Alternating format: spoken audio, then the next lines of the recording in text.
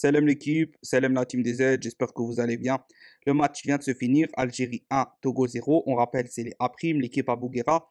Donc deux matchs amicaux pour préparer la CHAN 2022 qui se déroulera donc en 2023 en Algérie. Bien évidemment, objectif, la gagner. On va essayer de voir un peu ce qui s'est passé dans ce match, les joueurs qui ont été testés, qui ont été mis en place. Et on va voir le côté positif et le côté négatif.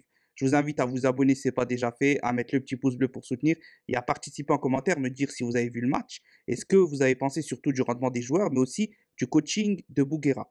Donc, Bouguera est parti comme à la Coupe arabe sur son fameux 4-2-3-1. Donc, on sait maintenant que c'est son style de jeu un peu, hein, c'est son schéma tactique préférentiel, le 4-2-3-1. Il aime jouer comme ça, avec un double pivot et un numéro 10.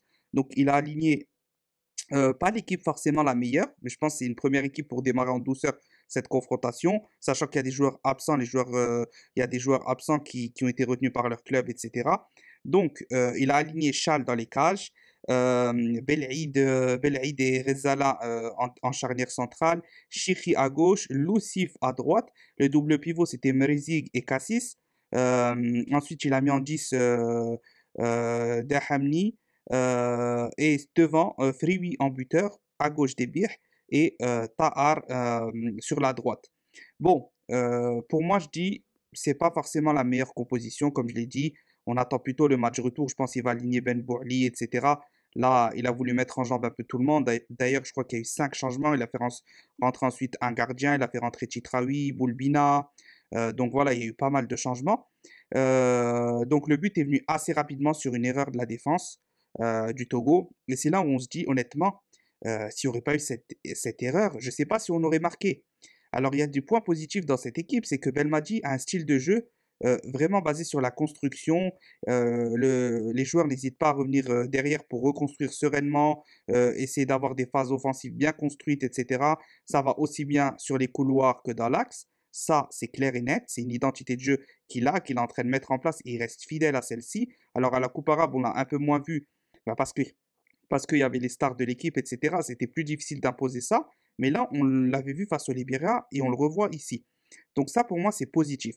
Maintenant, comme je l'ai dit dans le titre, il y a encore du travail. Et honnêtement, il y a encore du travail de la part de Bouguera et de la part de cette équipe pour soulever la CHAN 2022. On voit que c'est beaucoup trop brouillon dans les derniers mètres, que ça joue exactement pareil. Il n'y a pas cette folie, c'est très stéréotypé.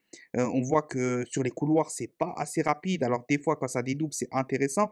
Quand ça ne dédouble pas, honnêtement, ça manque un peu de vitesse. Bon, ça c'est dû aussi au mauvais placement de certains joueurs. Tahar, je le vois pas trop jouer sur le côté. Alors il peut le faire, mais c'est plus un 10, donc il va falloir faire un choix.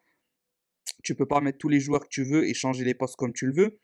Mais globalement, voilà, c'est ça ce que j'ai à dire. On va pas rentrer trop dans le détail, les statistiques, ceci. Ça sert à rien. C'est un premier match, c'est un match amical. Le deuxième match, on essaiera de rentrer un peu plus en profondeur. On aura un vrai bilan. Mais concrètement, il y a du positif, le style de jeu. Il n'y a pas du tout de long ballon. Ça joue vraiment voilà, bien au foot, des passes, il y a beaucoup de mouvements, etc. Mais il y a du travail dans les derniers mètres. Il y a du travail collectif à faire. Il y a aussi un travail peut-être de mentalité à aborder, donner une vraie mentalité à cette équipe parce qu'on voit que dans les derniers mètres, c'est un peu trop individuel. Il y a pas de, chacun essaye un peu de faire son petit truc solo et ça, j'aime pas trop voir. Donc voilà, c'était tout pour le match. On va pas, comme j'ai dit, rentrer trop dans les détails. Je ne sais pas si vous l'avez vu ou pas.